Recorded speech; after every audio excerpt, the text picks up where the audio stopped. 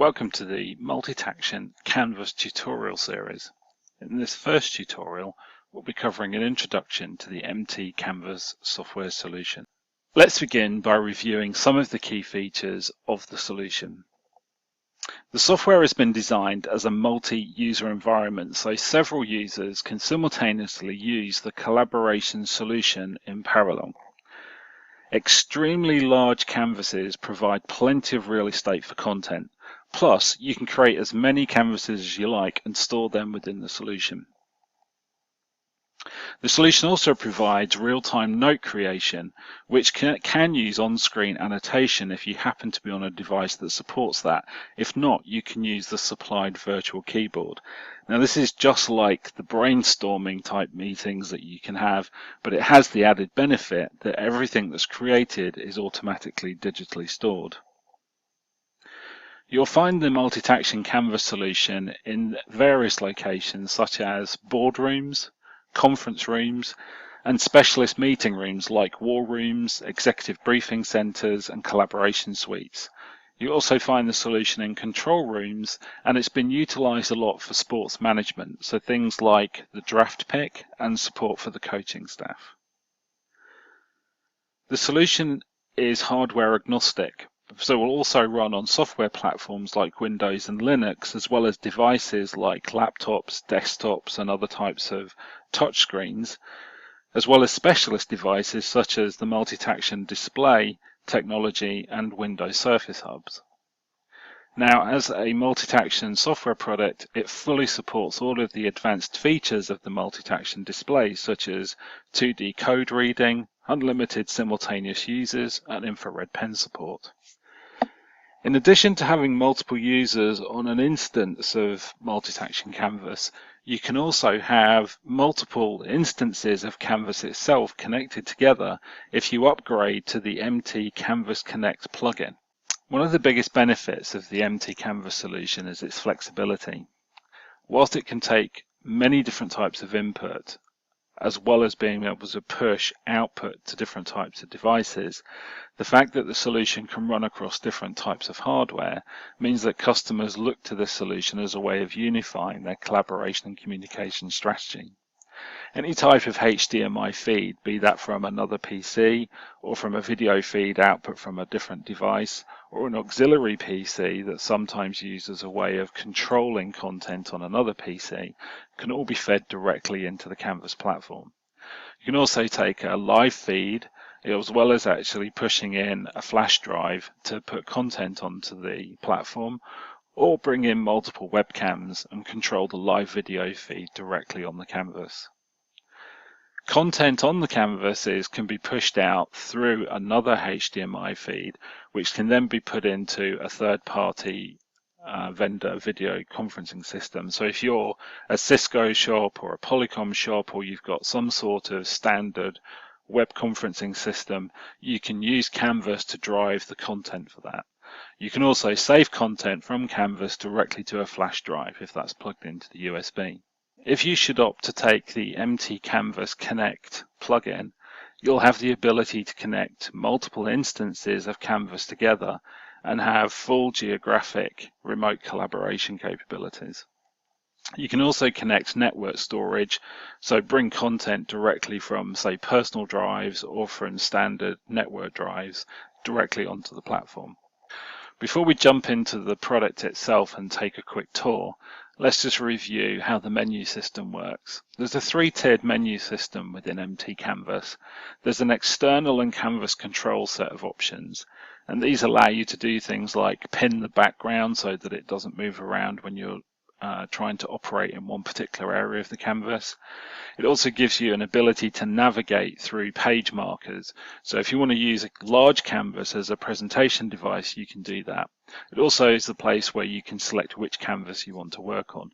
You can also control all of your inputs and outputs, whether those are video inputs or whether that's a USB flash drive, as well as outputs, and whether that's a video output or whether you're putting something back out to a USB storage device.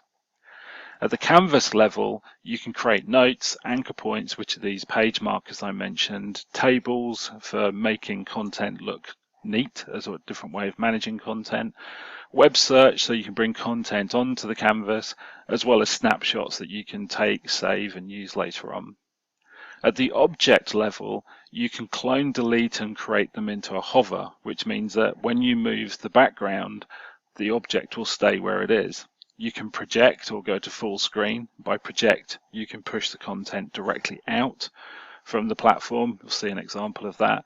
You can also change color if this happens to be a note object, and you can switch the header on and off if this happens to be a browser object. And that's really neat, because if you're using a browser-based report and you just want to get rid of all the browser headings and just have the content, you can do that quite easily.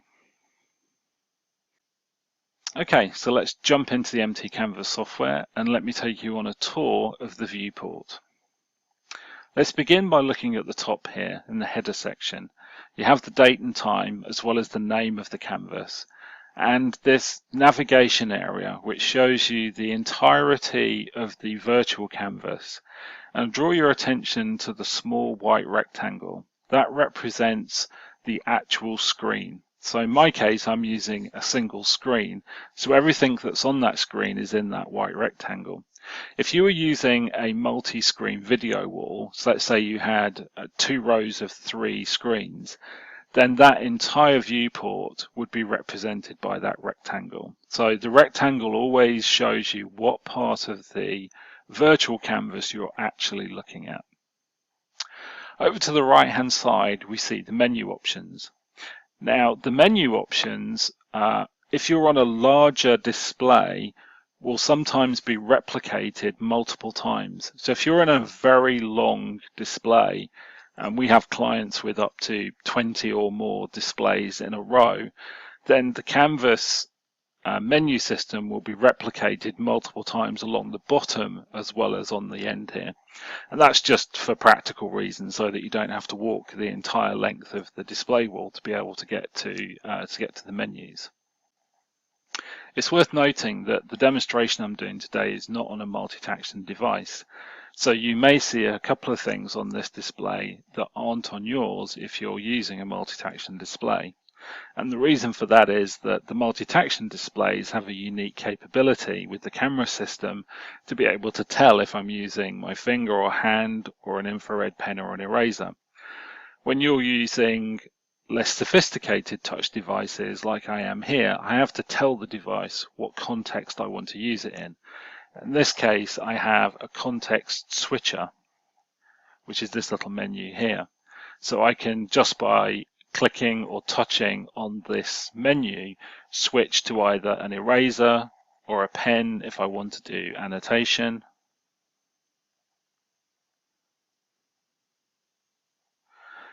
or go back to the finger menu if I want to be able to touch and move objects and move the canvas around. Likewise, I can also use the little menu option at the top on the header to change back to an eraser in this case to get rid of the annotation. Now let's look again at the header and the navigation area. Okay, so I'm going to switch to a live camera feed now so I can actually show you something on how the canvas changes size and moves around. So if I draw your attention back to this area at the top here where the navigation square is, when I touch and drag the canvas, you'll notice that that area actually moves as well. As I navigate my way around the canvas, I can also change the size of the canvas just by dragging the finger points, and there's some content that I created earlier. But just to show you how significant the zoom is, at this point, if I switch the context to a pen and do a simple,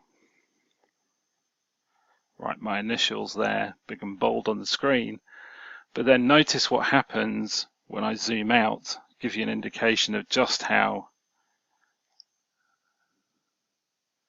much zoom I have available to me there. You can see that it's really almost completely invisible now until I zoom back in. So let's quickly review the menu options that appear down the right hand side here. So I can pin or unpin the canvas, and that has the effect of me being able to move the canvas background around or not.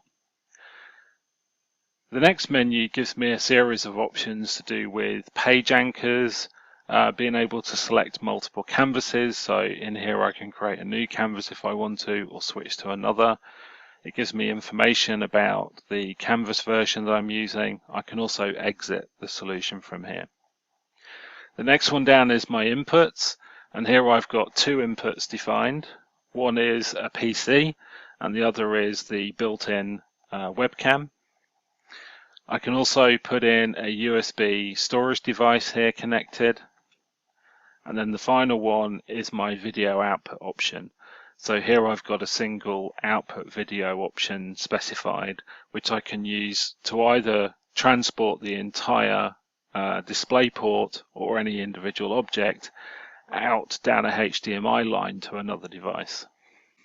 So to quickly recap on the display area, we have the header area up here at the top, which gives us the date and time, the name of the canvas and the navigation space. I have here a note that's been created. I've got a web browser here.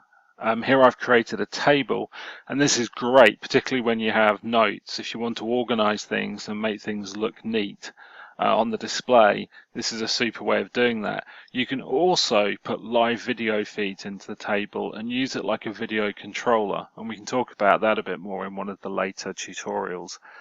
In fact, we'll go through all of the menu options in some of the later tutorials as well.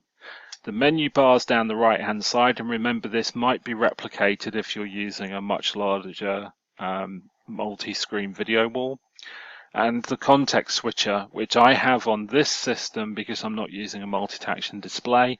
If you're using a multi-taction screen, you won't have this context switcher because you won't need it.